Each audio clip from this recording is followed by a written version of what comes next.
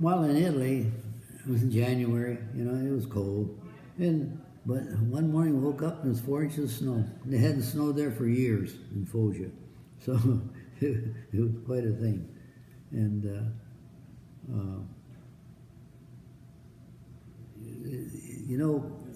there it was kind of tricky. You didn't know, you'd probably warm up the plane in the morning at daybreak, and then they probably had 2 belly tanks on, or 1 belly tank and 1 bomb, and they changed their mind. You got to have both belly tanks. You got to take the mines off. You got to take the bombs off. So we dropped the bombs. You drop them right on the ground there and roll them away. That's all you do. But you diffused them first. You took the. But every time I dropped them, I felt like I was going to drop. My heart dropped with them. Never got used to that, because you drop them about 4 or 5 feet. So it's anything can happen. So, and then we went. Mainly on airplanes, what we look for is oil leaks. And one guy, he would shine the airplane all the time, and that was his key thing. Or broken rivets. There was some broken rivets in it, something like that. But we had to keep running. And what we did, if an airplane went down and needed other repair and he couldn't take off, the first thing you do is go over there and say, I need this something off of this airplane. So you had to sign up all your papers and say, I'm taking in the date and all that. So you knew what was missing on the airplane. When his part came in, he had a lot of missing stuff out there. And sometimes they never took off after that. So that's what happened to a lot of airplanes. You had to have parts, and that was a big thing. And now we're in the 15th Air Force, so we changed it. So the 15th was mainly for long-distance bombing. So we went from Foggia, now we went into, the biggest raid we had was Pasteris. And Pasteris was here was the plan, but no speaking, and you had to go at treetop level to get there. And then you drop your bomb off the airplane, and then the bomb wouldn't explode right away. So it was delayed fuse on it, so wait till all the airplanes bombed, and then things start going off. But some reason or other, the Germans found out they were coming. It was radio silence, that's what they said, but they got word that they spotted all these airplanes coming, so they got up. And there was some big fights there, and we shot down a lot of their airplanes. They shot down a lot of ours. Pretty bad. We got a presidential citation for that raid. And it was one of those things that happened. And Pasteris was an oil refinery, big one. And that's where the Germans got all their gasoline and stuff, so they was well protected, I'll say that. So, and then from there, we had a mascot we called Tony. He's like a rat. He must have been about 12 years old, and we made a uniform for him, and he was dressed quite well. And he was our mascot. Very friendly. We taught him how to speak English, and very good. He lived with us. And then the other thing was, after that, we had to go to Corsica for the invasion of southern France. And that was quite a trip.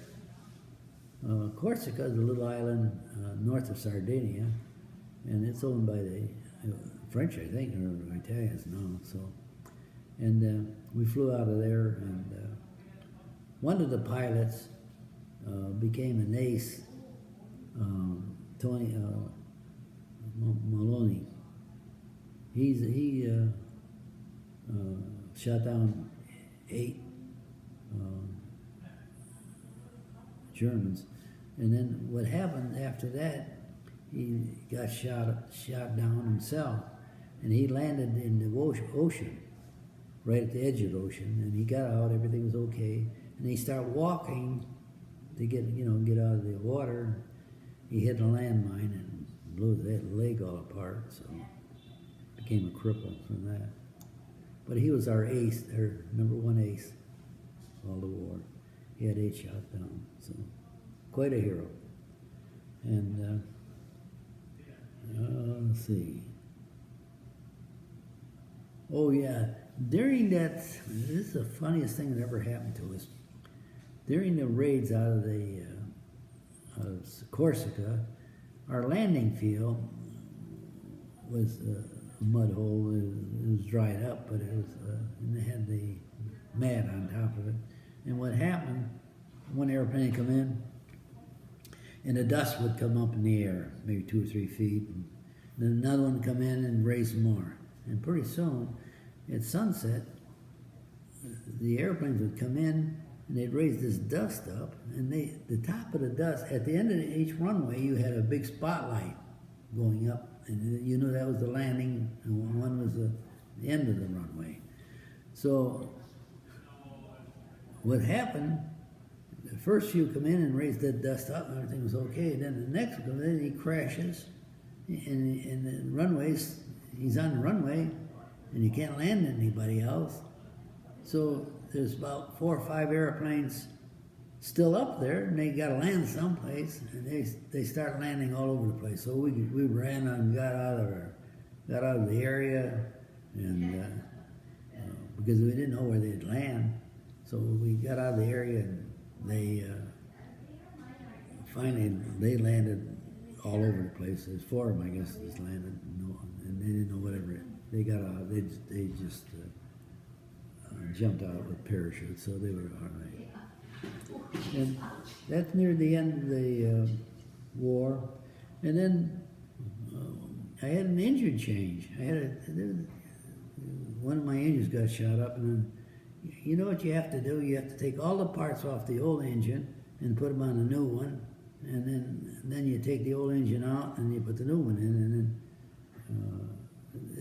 it takes a lot of time. You take one out, and like your wires on a nut, you had to wire them, because if you didn't wire them, they could vibrate loose and something would fall apart, and that's what they did. So it was a lot of work. So then you'd have to hoist it up and get it in, and it fit pretty good. So, and that's how we did our engine changes. So, but that took a few weeks to do that. You couldn't do it overnight. So, it was one of the things that happened to you, and I think we lost 4 or 5 P-38s that couldn't land. So that was a bad time for us there. And